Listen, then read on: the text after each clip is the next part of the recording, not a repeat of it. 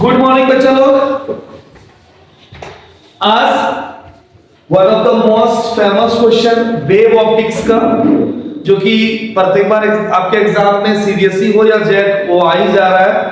Huygens principal का use करते हुए आपको प्रूव करना है लॉ ऑफ रिफ्लेक्शन या फिर रिफ्रैक्शन ऑफ लाइट। चाहे तो रिफ्लेक्शन देता है या फिर रिफ्रैक्शन देता है, लेकिन कई बार एग्जाम में देखा गया है कि दोनों ही आ जा रहा है। तो आज हम उसको प्रूव करेंगे, क्योंकि बहुत सारे बच्चे का कल कॉपी चेक करने के बाद पता चल रहा है कि वो एंगल तो सही नहीं ले रहा है, मेजरमेंट सही नहीं कर रहा है। तो आज हम आपको अच्छे से दिखाते हैं। तो सबसे पहले हम लोग लॉ ऑफ रिफ्लेक्शन को करने वाले हैं। तो लॉ ऑफ रिफ्लेक्शन के लिए पहले सबसे पहले आप एक स्ट्रेट लाइन ले लें, एक स्ट्रेट लाइन ले लें भाई, कुछ इस प्रकार से।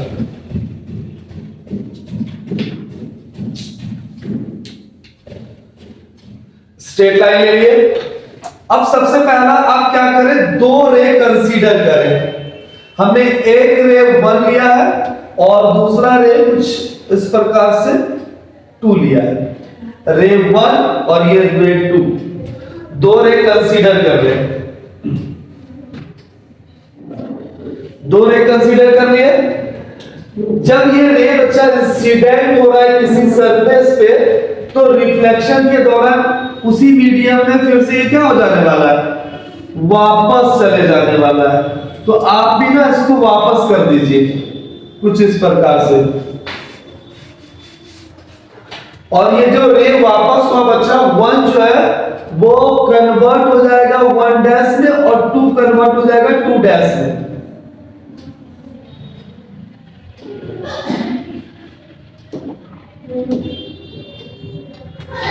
वन कन्वर्ट हो जा रहा है 1 डैश में और 2 कन्वर्ट हो जा रहा है 2 डैश में।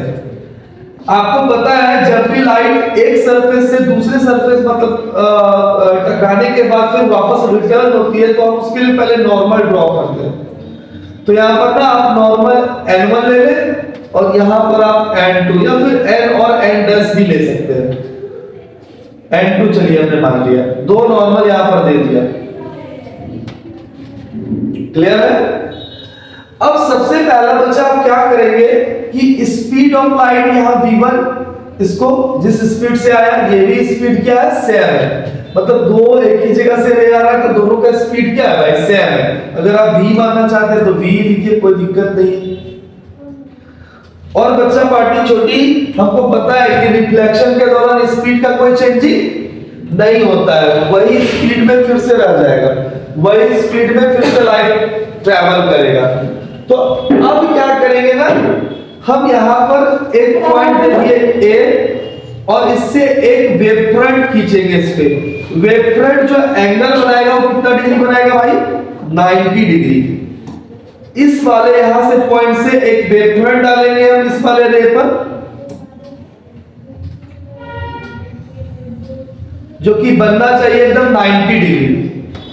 और इस वाले रे से एक वेव फ्रंट सॉरी नॉर्मल से यहां डालेंगे जो कि 90 डिग्री बनना चाहिए। दो वेव फ्रंट खींच दीजिए। इस पॉइंट का नाम दे दिया हमने A, यहां B, यहां C और यहां D दे दिया। अब बच्ची हम जान रहे हैं इंसिडेंट रे नॉर्मल के साथ कौन सा एंगल बनाएगा भाई, इंसिडेंट एंगल I। दूसरा छोटी हम जान रहे हैं कि अगर ये रिफ्लेक्ट हुआ है तो ये बनाने वाला है सर हमारा R, reflected angle R। Reflected angle जो बनेगा वो सर बनेगा R बनेगा, ठीक है। लेकिन बच्चा पार्टी यहां पर ही सबसे बड़ा कंफ्यूजन हो रहा है बच्चों का। क्या कंफ्यूजन हो रहा है, एंगल को लेने में। कैसे, तो हम आपको अब समझाते हैं थोड़ा सा। बच्चा ये जो आपने वेव फ्रंट डाला, फिर से नाम सुनेंगे आप, वेव फ्रंट। ये जो आपने वेव फ्रंट लिया है ये एंगल बनाएगा 90 डिग्री। किसके साथ, इंसिडेंट के साथ।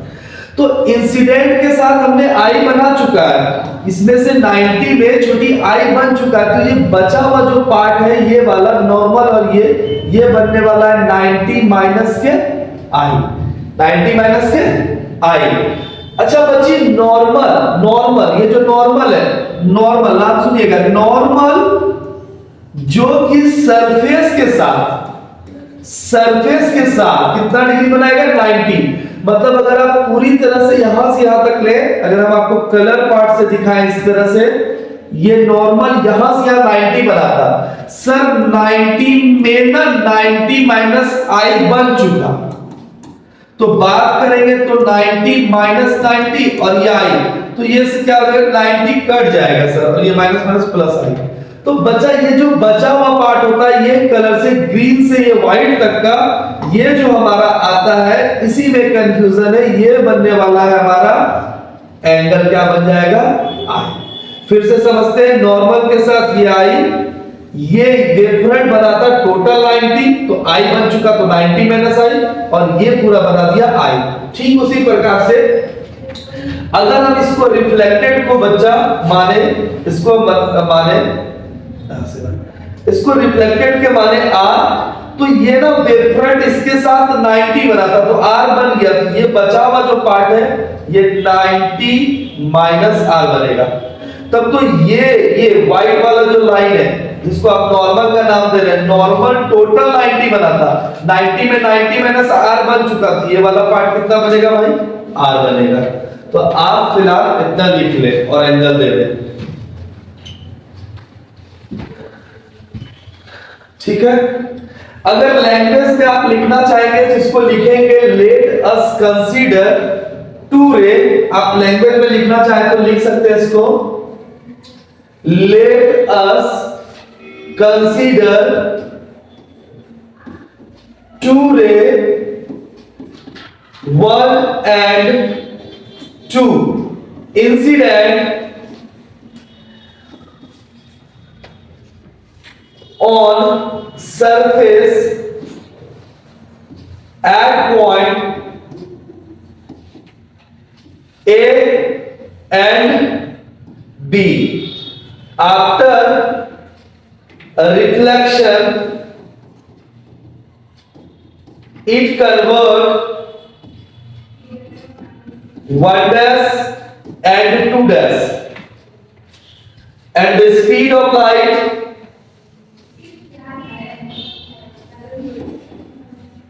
या फिर आप वेलोसिटी भी बोल सकते हैं भी, आफ्टर रिफ्लेक्शन के बाद भी वी रहेगा, चेंज नहीं होगा। तो यहां तक किसी बच्चे को दिक्कत नहीं है। अब हम क्या करेंगे छोटी, कि अगर हम देखें बातों को अच्छे से, तो ये रे 1 जो है ए तक आया है, रे 2 सी तक आया, लेकिन हमने परपेंडिकुलर डाल दिया, और आप इसको अगर गौर से देखने जाएंगे तो लग रहा है कि जो 2 है वो ज्यादा डिस्टेंस कवर किया ये बीसी, तो ये जो डिस्टेंस कवर किया हम इसको ना निकाल लेंगे। तो हम यहां पर क्या करेंगे, डिस्टेंस ऑफ बीसी निकाल लेंगे। तो बच्चा ना डिस्टेंस बराबर फॉर्मूला होता है स्पीड, तो स्पीड हमारा v है, और टाइम जो है इस टाइम को यहां पर आप यूज कर सकते हैं एंड ड्यूरिंग रिफ्लेक्शन, यहां पे थोड़ा यूज कर दीजिएगा।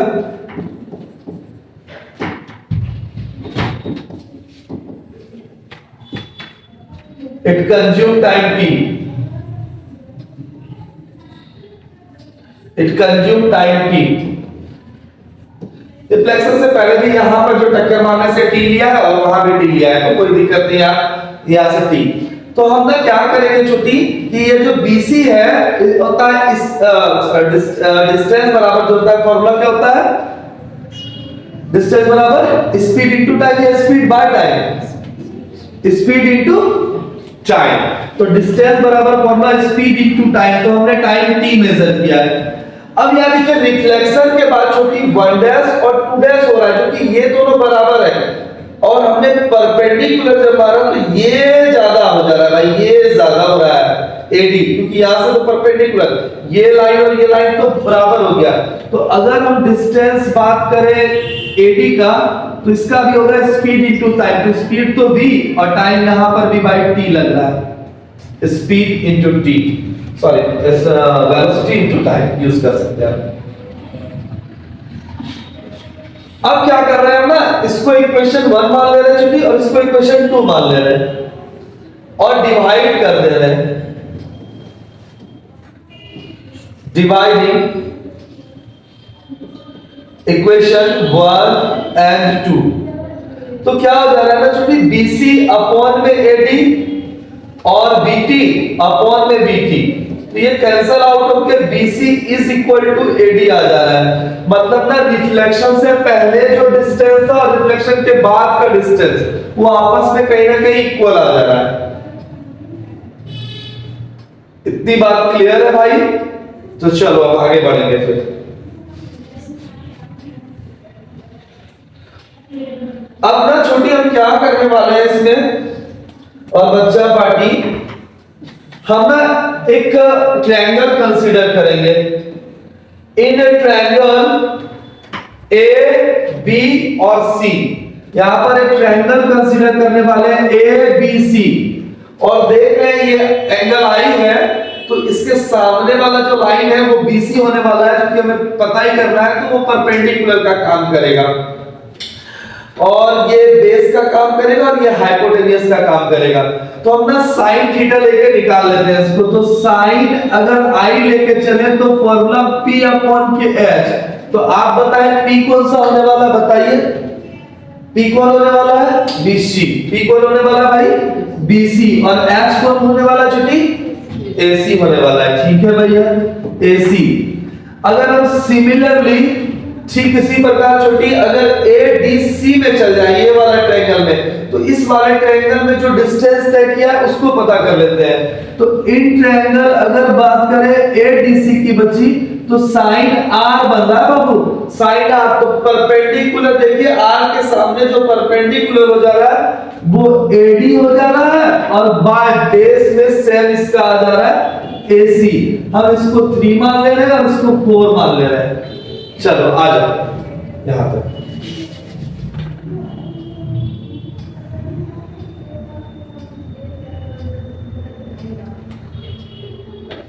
थ्री मान ले रहे हैं और 4 मान ले रहे हैं।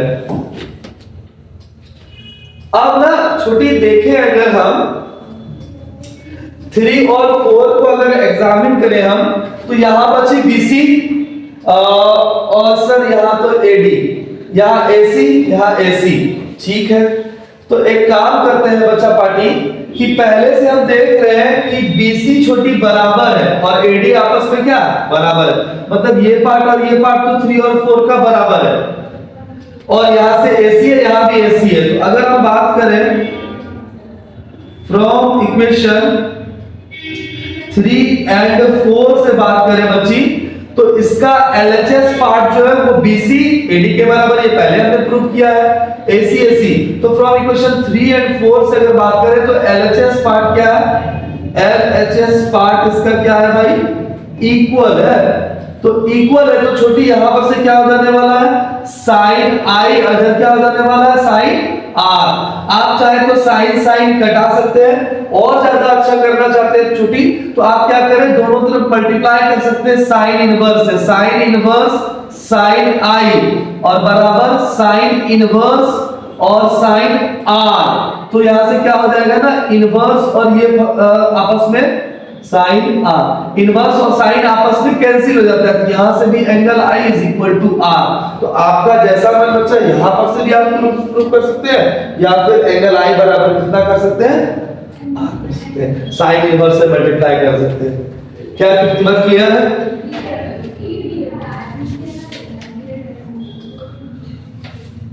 ठीक है,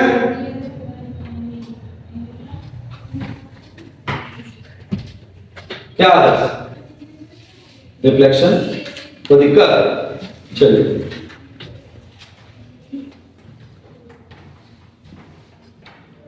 क्लियर है सबका?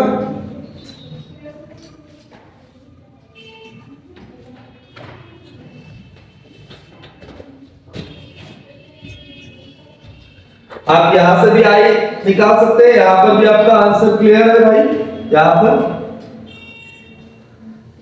आप यहां पर से भी कर सकते हैं, angle I is equal to angle R, यहां भी कर सकते हैं angle I is equal to angle R।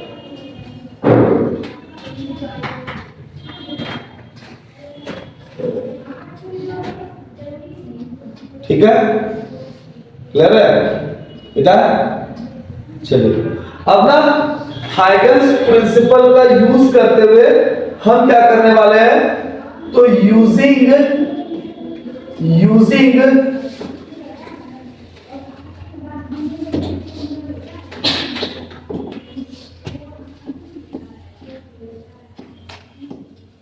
Huygens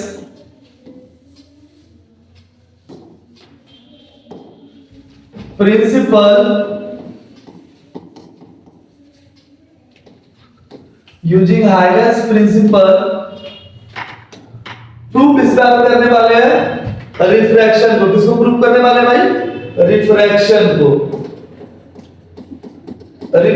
को प्रूफ करने वाले हैं। रिफ्रैक्शन को प्रूफ करने वाले हैं। तो रिफ्रैक्शन को प्रूफ करने के लिए बच्चा आप मेरे साथ बनाएंगे।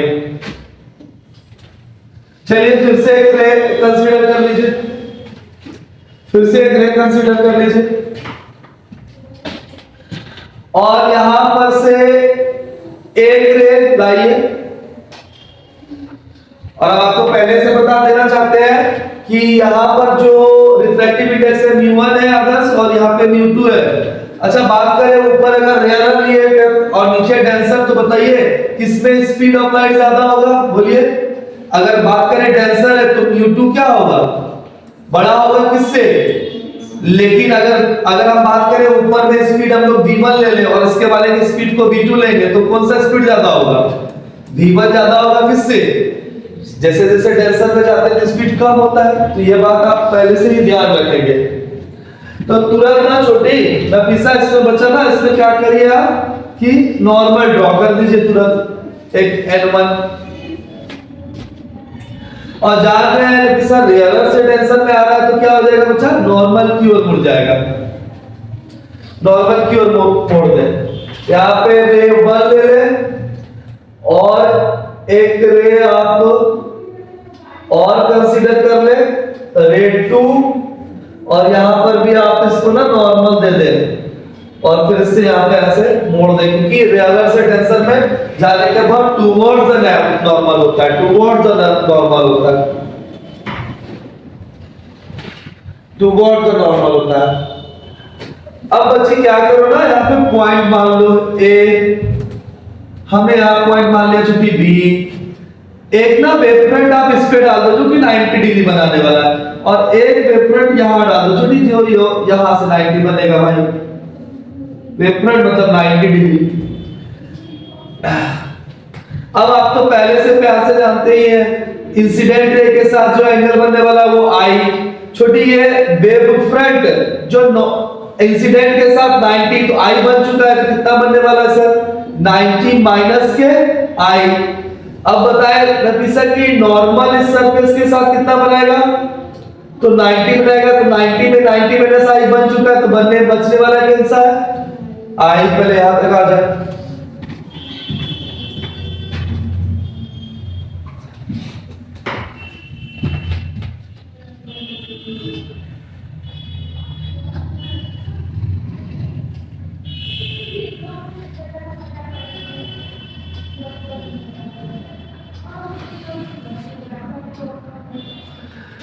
चलिए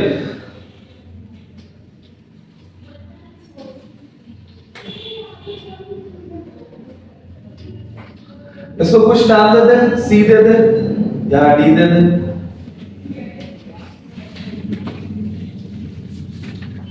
चलिए यहां तक क्लियर है? अच्छा बच्चा बताओ यहां पर कि ये नॉर्मल n2 दे दे, नॉर्मल n2 दे दे।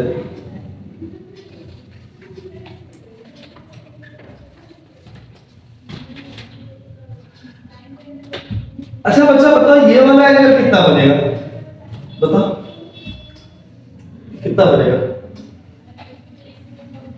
इस एंगल को आप कितना लेंगे?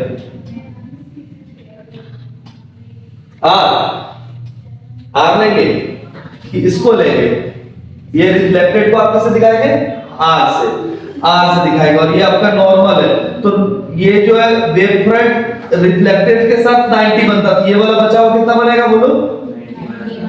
90 माइनस आर, तब बताओ ये वाला कितना बनेगा आर, ये वाला कितना बन गया आर।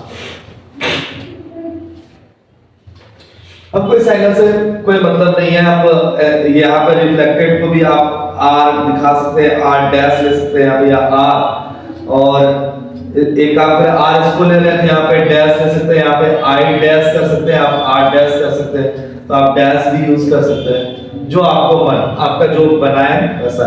इंसिडेंट एंगल आई, इसके लिए रिफ्लेक्टेड आर ले लिए, तो इसके लिए आई डैश ले लिए, तो ये भाई आर डैश हो गया, यहाँ से 90 माइनस आर डैश, ये आर डैश। अगर आप नहीं करना चाहते हैं तो कोई भी इससे भी फर्क नहीं पड़ेगा भाई, आप इसके लिए भी सेम टाइप से ले रहे थे आई, तो ये रिफ्लेक्टेड आर, ये हो गया 90 माइनस आर, और ये कितना हो गया। अब यहाँ पर लैंग्वेज जो लिखेंगे वो क्या लिखेंगे कि लेट अस कंसीडर टू रे 1 and 2 after reflection नहीं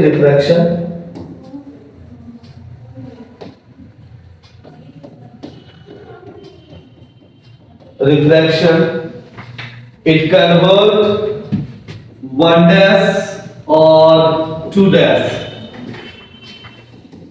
it convert 1 dash and 2 dash, and अगर स्पीड ऑफ लाइट हम माने छोटी कि ऊपर में जो स्पीड था वो v1 था, इसका भी v1 था, तो आफ्टर के बाद स्पीड जो हो जा रहा है वो v2 हो जा रहा है, v2 हो जा रहा है, एंड द वेलोसिटी या फिर स्पीड जो भी बोल सकते हैं, स्पीड ऑफ लाइट जो हो जा रहा है वो चेंज कर जा रहा है, रेडियस से डेंसर में v1 टू v2 हो जा रहा है, v2 हो जा रहा है। तो बच्चे अगर हम प्रूफ का बात करें,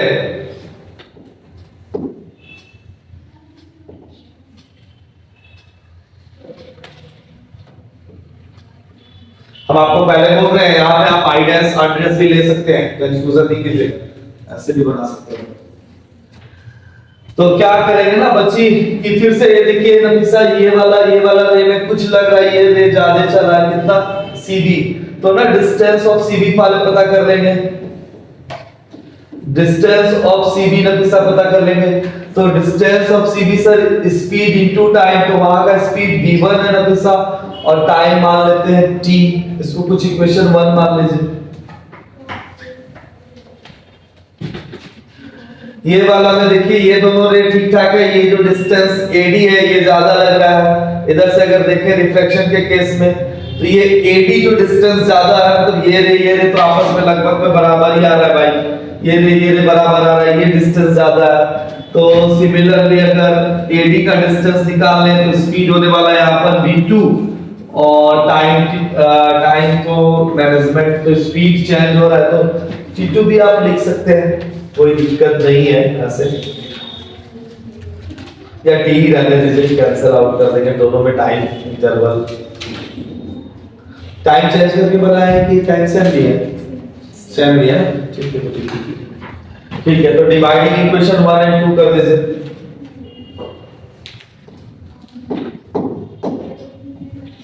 मतलब रिफ्लेक्शन के बाद का भी टाइम सेम ही है, तो अगर डिवाइडिंग कीजिएगा इक्वेशन 1 एंड 2 को डिवाइड करें तो CD अपॉन में AD और N हमेशा, और v1 t बचा और v2 t, तो t से t तो कैंसिल हो गया,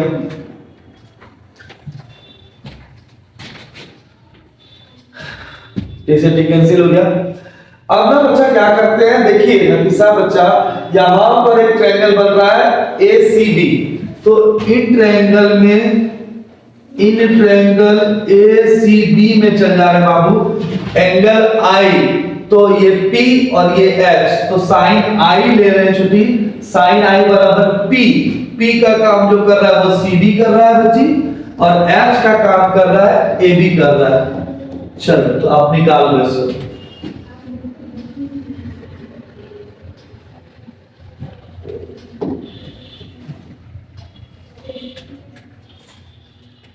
ठीक है।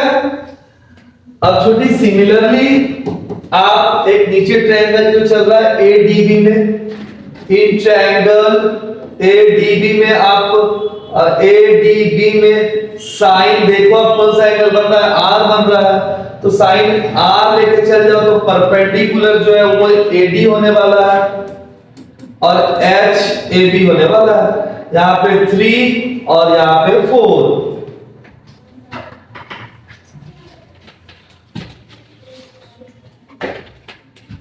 अब डिवाइडिंग कर दीजिए,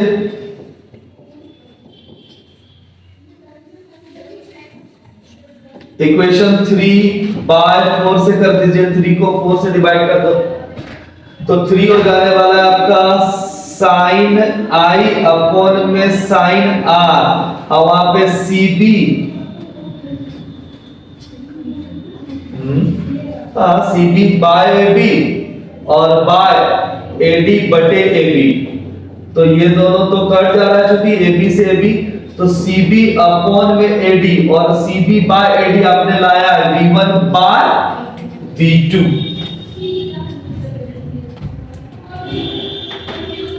v1 अपॉन में v2।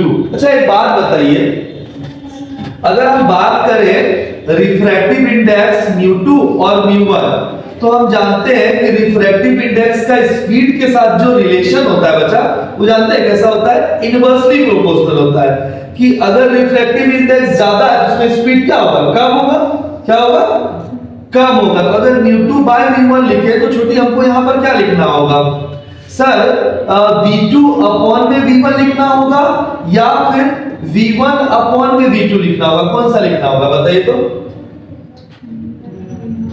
जी, ये वाला लिखना होगा, कौन सा, v1 अपॉन में v2 अपॉन में v2, v1 अपॉन में v2, तब ना जाके मल्टीप्लाई होता है तो μ2 v2 और μ1 v1। फिर से समझिएगा क्या सही है।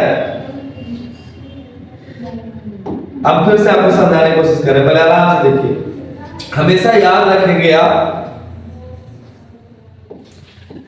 आप हमेशा याद रखेंगे रिफ्लेक्टिव इंडेक्स ज्यादा तो स्पीड ऑफ लाइट कम। तो अगर हम आपको μ2 बाय μ1 बोले तो आप क्या लिखेंगे, v1 बाय v2 लिखेंगे या v2 बाय v1 लिखेंगे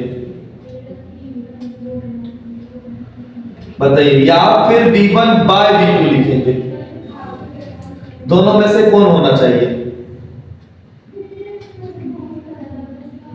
ये वाला होगा। देखिए यहां पर रिफ्रैक्टिव इंडेक्स ज्यादा तो यहां v1 का संबंध आ रहा है क्योंकि इनवर्सली प्रोपोर्शनल होता है।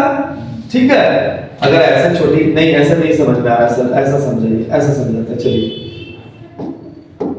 हमने ना यहाँ पे म्यू लिखा, प्रोपोर्शनल दिया b, ठीक है, हम यहाँ पर μ1 लिख रहे हैं तो यहाँ कितना आएगा v1, यहाँ पे μ2 लिख रहे हैं यहाँ पे कितना आएगा v2। अगर इसको हम रिवर्स करें या डिवाइड करें तो μ1 बाय कितना आ रहा है μ2, अगर ऐसा करें तो यहां पर क्या आ जाएगा प्रोपोर्शनली में 1 बाय v1 1 बाय, तो μ1 अपॉन में μ2 करेंगे तो क्या हो जाएगा बताइए, ये तो चेंज हो जाएगा ना, तो क्या हो जाएगा v2 बाय 1 रहे तो क्या आ जा रहा है 2 और 2 के साथ कौन आ रहा है 1। तो बताएं आप क्या लिखने वाले हैं यहाँ पे, ठीक इसी प्रकार से। तो अगर हम आपसे अब क्लियरली पूछें कि μ2 अपॉन में μ1 होने वाला है तो क्या होने वाला है v1 बाय v2, तो आप इसको यहाँ पर क्या लिख सकते हैं μ2 अपॉन में μ1, और पता है बच्ची μ2 बाय μ1 जो होता है वो हमारा रिफ्रैक्टिव इंडेक्स कहलाता है, रेशियो। तो यहाँ पर साइन आई अपॉन में साइन आर जो हमारा आया वो कितना आ गया, μ2 बाय μ1 को क्या कह सकते हैं बच्ची, म्यू कह सकते हैं, और ये मेरा फाइनली क्या हो गया, प्रूफ हो गया। इसको स्टॉप कर दीजिए छोटे।